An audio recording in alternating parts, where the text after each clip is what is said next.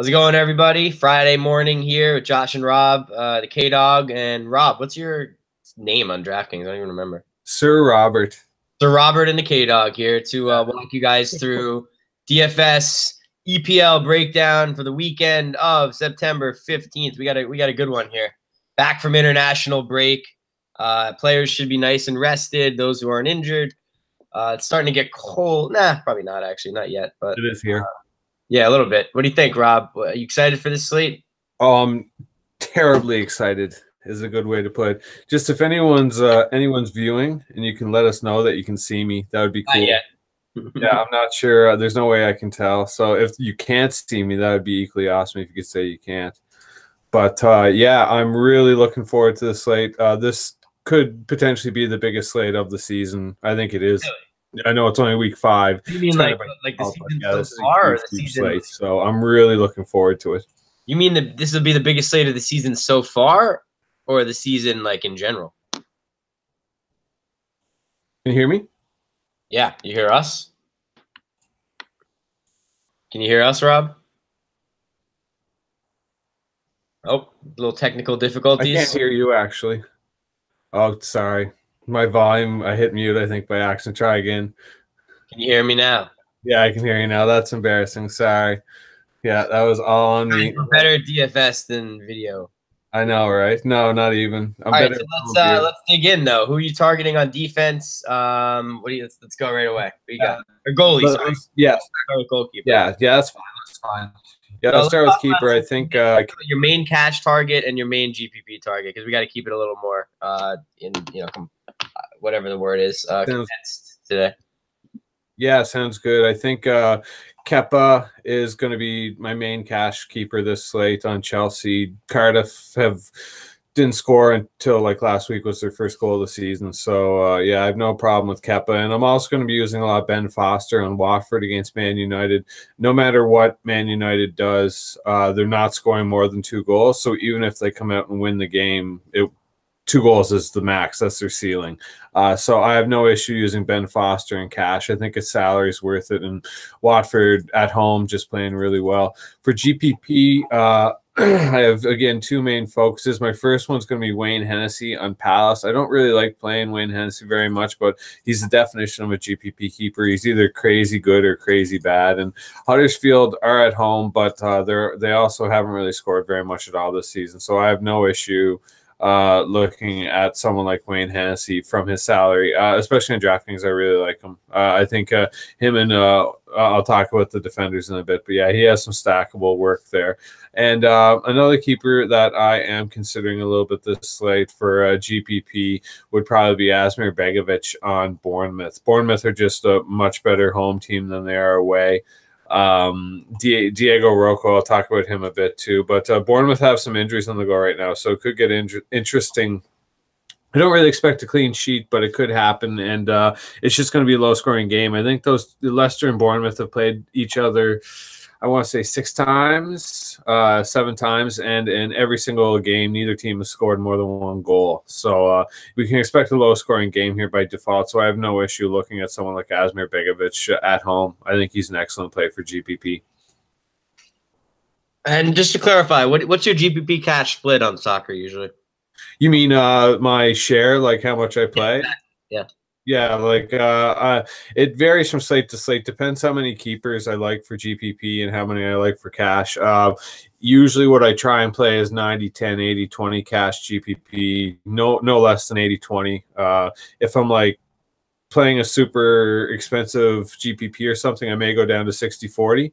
But it's always the majority cash all the time. I really like 90-10. I think that's a really handy way to work it out.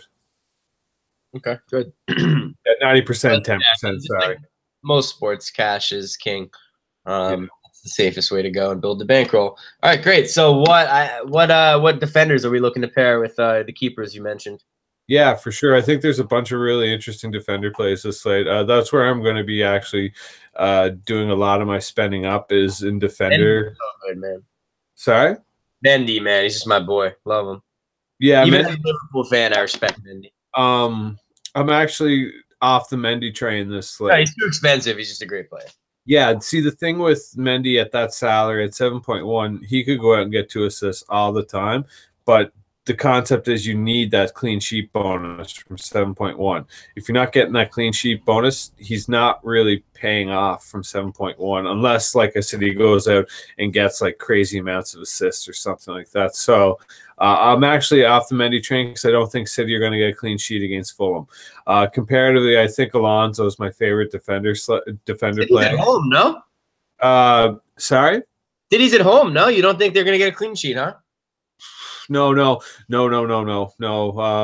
They've conceded in 3 straight games. They let Huddersfield score on them even when they're blowing them out. Like they're actually not a good good info. Like clean sheet team. They're an excellent. Obviously, they'll go out and score 6 goals, and there isn't very many teams that will go out and do that. Even Spurs won't do that. Liverpool can go out and score 6 goals, but City consistently does it, and that's what makes them excellent. And a lot of times, their defensive is a huge trap, and that's the case this week. If they're not getting a clean sheet bonus, you really can't consider it. And Fulham have been scoring like crazy, so I have no interest in looking at someone like Eriksen or Kyle Walker. And Mendy's like, okay, yeah, but you're kind of stretching it without the clean sheet. Where comparatively, Chelsea are playing Cardiff, who, like I said, didn't score until last weekend. They're not an offensive team whatsoever. Mitrovic, the forward on Fulham, is one of the best attackers in Europe right now. So, like, I'm just not interested in looking at a clean sheet there. We're in Chelsea. I'll take the clean sheet all day. Azpilicueta, Alonso. Boy, Azpilicueta. Wait, so basically, you'd rather have the discount and take someone like Juan Holebas?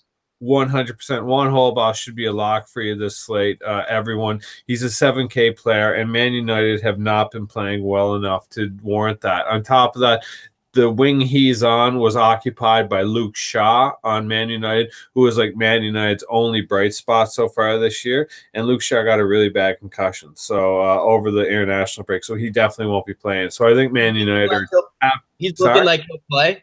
Luke is looking like he'll play, but it's going to be a late fitness test for him. Yeah, I see the problem with the concussions is that you mandatory have to sit out a week. So he missed basically the entire week of training. So yeah, I don't know. Wait and see what happens. But other than obviously, like I said, Alonso, Holebas, Azpilicueta, Diego Rocco on Bournemouth is someone you absolutely have to get in this slate. Looks like Ryan Fraser is going to be out, and if that's the case, then you absolutely have to get in Diego Rocco. He should be taking all the set pieces from 5.4K. Leicester like to take fouls. Bournemouth's at home. I just like everything about that. It's going to be a low-scoring game, so you don't need the goals. You just need a solid floor and maybe a clean sheet bonus. And Diego Rocco could easily top it as one of the raw points and best plays of the entire slate, especially if Mendy doesn't score more than 8 fantasy points. If Mendy scores under 8 fantasy points, you're in serious trouble. Where 8 fantasy points is kind of Diego Rocco's floor. So that's kind of where I'm at with that. In all honesty, there isn't really too many other defenders I think he can still play Chilwell and Piera from Leicester and Cash. I wouldn't use them in GPP unless you're feeling really frisky because there's no clean sheet bonus to be had there. But in terms of those two, they're still going to have a great floor. I don't play them together, obviously, one or the other. But the last defensive area I'll be looking at this slate is on Crystal Palace to pair with Hennessy. Wan-Bissaka in his own right is a really good play. You can play him by himself in cash. You can play him by himself in GPP. Van Aanholt, stackable in GPP with the pair if you'd like. So I think Crystal Palace makes a really interesting option. And even if you want to get cheap, the cheapest I'm going to be going this slate is Janmat on Watford. If I'm looking to stack with Watford, he's even playable by himself. I'm pretty sure he's only 4.1K on DraftKings. That's 4.5K, excuse me. But yeah, that's basically as cheap as I'm going to be getting for defenders this slate, especially Watford would be as cheap as I'm looking to go there. And even then, Janmat can work by himself, but Holebas is really the guy you're looking for. Yeah, it makes sense. Seems like some people just stuff Mendy in there because they don't know much about it, and he's expensive, and he averages a lot of points, and he's on one of the best teams offenses. So it makes sense to look for the guys on teams like Watford that the average person wouldn't really know too much I hope you're. I didn't hear any barks from your German Shepherd, so I don't know if he agrees with anyone you said or not. But moving on to midfield. He's taking off. Yeah, exactly. Now he's out of here. Enough. Spending up a defender. I'm out of here. Yeah, exactly. So who do you like in the midfield? Yeah, midfield, I think Eden Hazard's your best play the entire slate across the board, any position. Who? Him and Alonso stacked together on the left-hand side. Chelsea have like 64% of their attack this season has come down the left-hand side. So the Hazard-Alonso stack is probably the sharpest you can have this entire slate. On top of that, you can go Alonso, Hazard, Alonso, Azpilicueta, and Kepa. And that's like a superior stack to any kind of City stack you can get. Now, the reason for that is because City looks like they're injured, but they're not really. Apparently, everyone's fit to play here this weekend. So, as usual, what's going to happen is Mahrez is going to get 60 minutes. Sterling's not guaranteed 90 minutes. David Silva's probably going to get 90 minutes, but will struggle to really like take all the set pieces. Bernardo Silva probably will play 90 minutes, but won't score more than 10 to 12 fantasy points. Gundogan, like nobody's guaranteed minutes anymore. Where on the other hand, Chelsea, you're going to get 90 minutes from all these guys. They're playing a Cardiff team who shouldn't even tie the boots of Chelsea. Fulham are a half decent team. That's the thing here is like Fulham are half respectable. Cardiff shouldn't even be on the same field as Chelsea this weekend as far as how the season has gone so far. So I'm really looking to attack with Chelsea, and that's definitely the stack I'm using. Hazard, Alonso, Azpilicueta, Kepa. But in terms of the other players, there are some options in here. Unlike defender, what I'm doing this slate for midfielder is I'm spending way down, all the way down, as far down as I can go.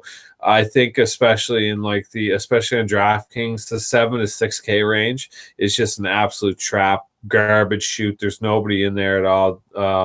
Deeney's okay, obviously, but I consider him a forward. I'm going to get to him later. But like, honestly, maybe Mahrez, maybe Fulham could give up a lot of corner kicks. Sanchez, if you're going to stack Lukaku, but that's really not very sharp. I'll talk about that later too. But like Pedro and Willian are coming off each other for Chelsea. They're subbing each other off. So there goes half a game. Ryan Fraser's probably hurt, and even if he does play, a hamstring isn't something just you can fool around with. Mkhitaryan's interesting GPP. Pogba takes too many fouls. Madison doesn't have enough minutes. Everyone else is kind of mingling on the side of like mediocrity. So there isn't really a whole lot there. So what I'm looking to do this slate is drop all the way down to the 3K ranges. And I have two guys in the 3.9 range I'm using extensively this slate. The first one's Guendouzi and Arsenal, 3.9K. Newcastle. Yeah. Newcastle have one of the worst pass completion ratings in the entire league. And what they plan on doing is trying to get the ball to Ronda for like 75 minutes. So all Guendouzi has to do is step in front of one of those passes, and he's going to get points for you over and over. What happened last game? The guy got the nice goose egg. Yeah, see, that happens too. But at the same time, the next guy I want to talk about is James McArthur, 3.3K in Crystal Palace.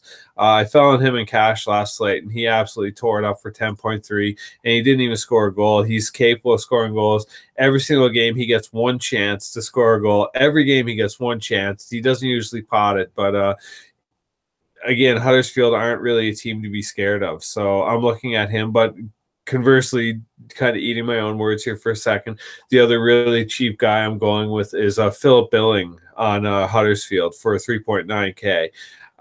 With Jonathan Hogg out suspended, Aaron Moy drops back and plays that defensive midfielder role. And in doing so, he literally kills his entire floor and ceiling. Like, he literally goes from a 20 fantasy point guy to a 5 fantasy point guy. So with Moy dropping back, Billings takes over the majority of that offensive responsibility. And you can take a look on his scores on DraftKings to see the 3 games that he's had attacking responsibility. And I'll take 7.5 for 4K. I'll absolutely take that one. It allows me to get both Hazard and Aguero in a card, or Hazard, Alonso, Azpilicueta, Kepa, and some other guys we'll talk about in a bit. I don't want to ruin it yet. But yeah, I think that's a really sharp play this week, dropping all the way down to those two and just trying to fish in 8 to 10 fantasy points from any of these guys that cost 3 to 4K. And there's lots of guys in here that are capable. Show up on Crystal Palace. If Shelby plays, he's always a threat. Nidley has excellent defensive floor, but isn't really getting forward. Kapui's had an excellent season so far, and Ki Sung Young on Newcastle still has relevance. So I don't know. I don't hate this zone at all, but what really I'll be paying attention to this slate is if Ryan Fraser for Bournemouth starts. If he doesn't start, Diego Rico, I keep saying Rocco, sorry. Diego Rico, the defender on Bournemouth, is an absolute must lock in either format. But if Ryan Fraser starts, be a little less bullish on that. But that's really where my attention is going to be this midfield. Cool. Moving on to forward. Who is that where you're spending this extra cash this week since you're kind of going cheap on midfield? Yeah, sometimes where I can. Most of the time, if you're going Aguero, Hazard, you're definitely spending. McArthur's got to be one of those guys, basically. But I think there's still lots of Warren around here. Like Aguero's absolutely fired home this season.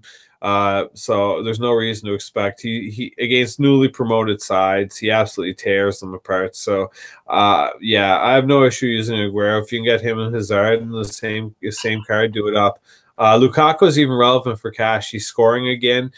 He's getting enough shots, but like I'm just not interested. Man United don't score more than 2 goals. So like at 9.4K, you need literally both goals to be his. And if that doesn't happen, it's out of all these teams, I would say, yeah, Lukaku is probably the most likely to get all of his team's goals. But at the same time, I just don't see Man United playing that well this weekend. If they lose this weekend, their title race is almost shot already. Like that's how as quickly this can go because Chelsea and Man City aren't going to slip up that often. Liverpool is? Sorry? Oh, Liverpool is going to slip up though?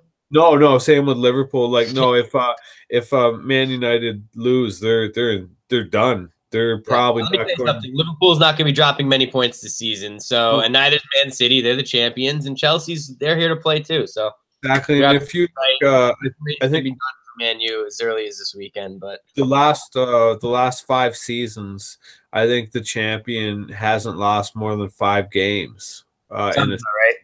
So, like, if Man United lose, they're 3 games in the hole, and that's practically it. Isn't that crazy to think that Leicester literally is in that conversation from a few years ago?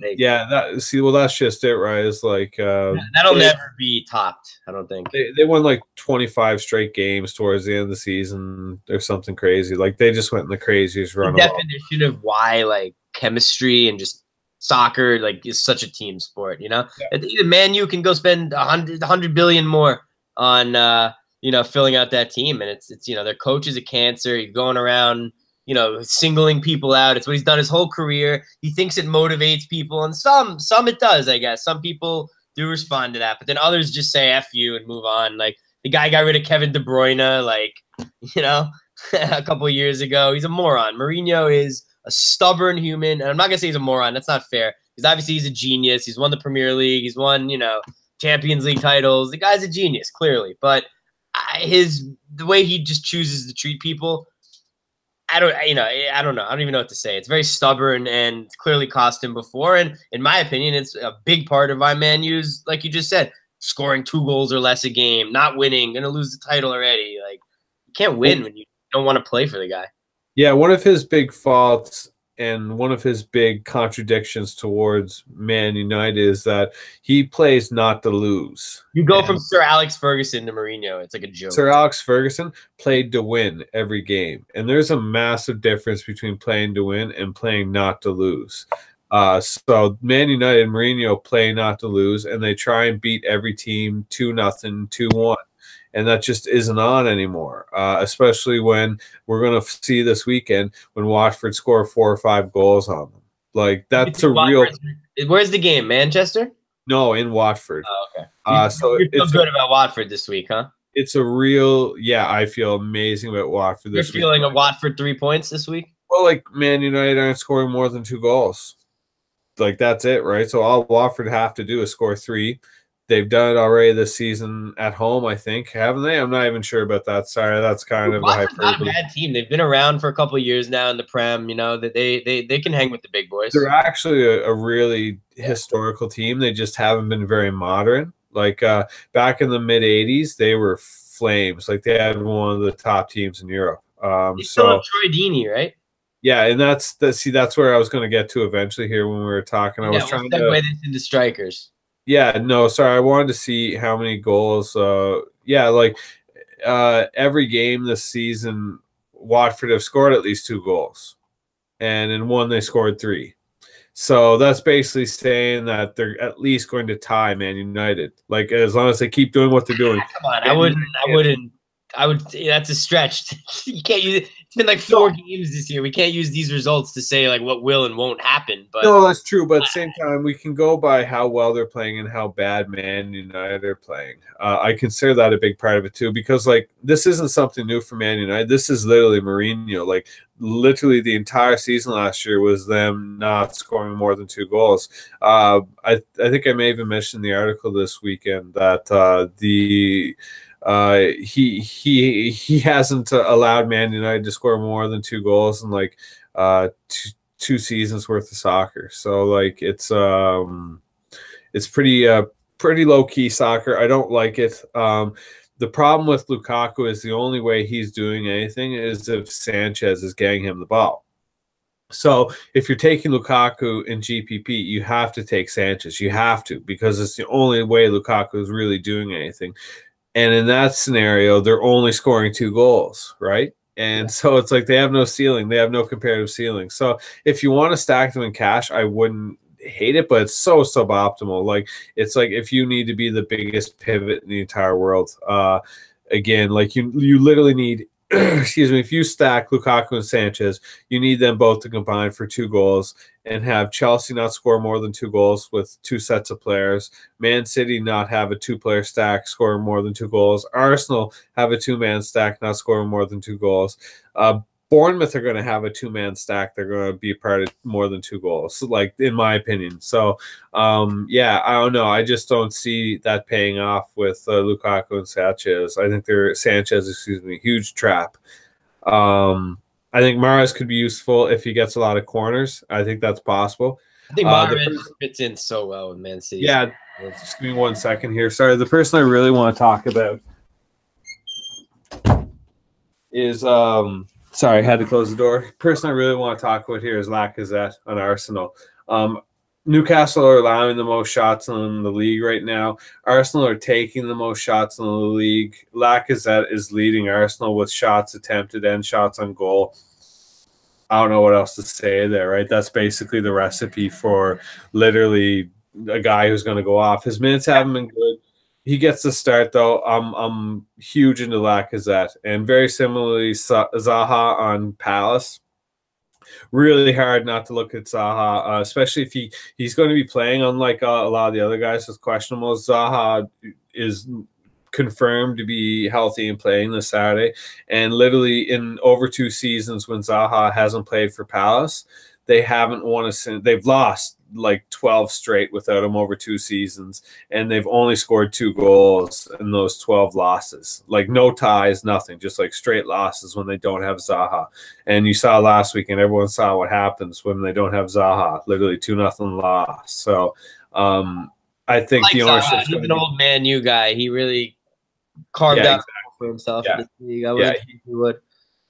I'm big in him this weekend. I think he could be super low owned and have a hat trick upside against a Huddersfield team that really they're not up to par this season, unfortunately. Like what made them special last season was their first 10 to 15 games in the start of the season were all flames, and they're not starting the same way this season, and they barely survived last season. So I'm all about Zaha. I think he could easily score 2 this slate without too much issue, where comparatively everyone else is going to be like Lukaku is going to struggle to score 2. Sanchez is going to struggle to score 2.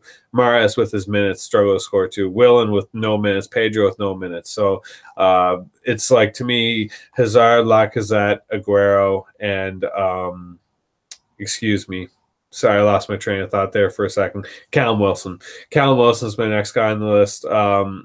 He is just tearing it up. I know there's not a lot of goals to be had this game. It goes Aguero, Callum Wilson, and Mitrovic, excuse me. Liverpool's not on the slate, right?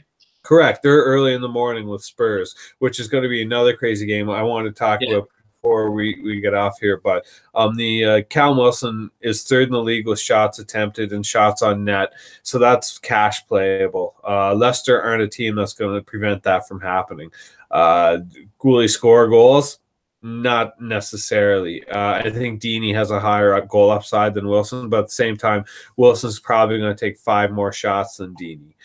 So it's really hard for me to say go Deeney over Wilson, but that's probably what I would do. But I still really like Callum Wilson this slate. Like I was saying, Troy Deeney, excellent play. He scores goals at home, like Aguero scores goals at home. So I really have no issue with Troy Deeney at all. Mitrovic, 5.7K in Fulham. If you want just a one-off guy, he's excellent for a goal. Like I was saying, since last February when he joined Fulham, no player in England has scored more goals in the top 2 leagues than him. He's got 16 goals, which is right up there with Harry Kane and Salah over that exact same period of time. So Mitrovic is someone you can kind of rely on every slate. And like we were talking about earlier, Man City are conceding at a rate here that almost by default we can expect them to probably let in the goal. And we consider as Mitrovic that's going to be doing the work. Yeah, City are probably going to concede this week.